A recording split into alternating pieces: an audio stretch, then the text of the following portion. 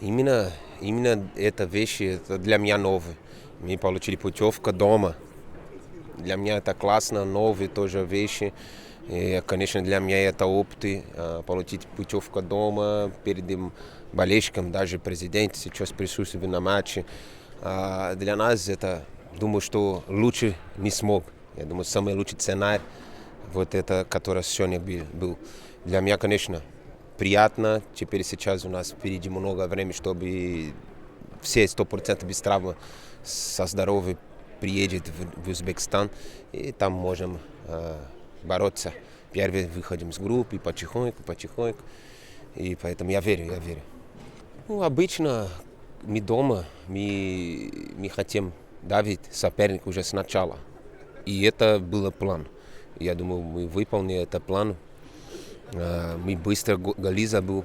Потом, конечно, зачем рисковать, зачем хотеть обыграть много, не надо. А мы потихоньку, там, через пасы, потихоньку, мы еще моменты были, вратарь спасал тоже, молодец. Где-то 4-5 красивых сейфов сделал сегодня. Это футзал, когда вы впереди 1-2 гола разница.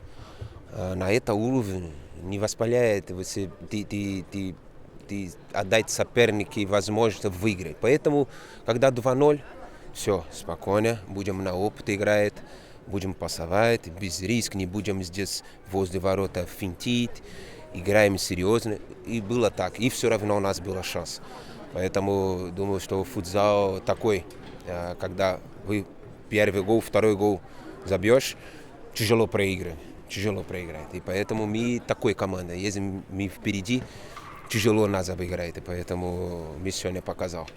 Кака всегда говорит, что, например, мы играем, катаемся мяч. Да, хорошо, сколько секунд можно кататься? 15-20 секунд, даже минуту можно кататься мяч, чтобы забивать, идти до ворот. А со стандартом можно за 1 секунду реализовать. И стандарт это, можно сказать, самые важные вещи современного футзала. И мы сегодня очень хорошо реализовал стандарт. Даже другие моменты близко чуть-чуть не хватило там.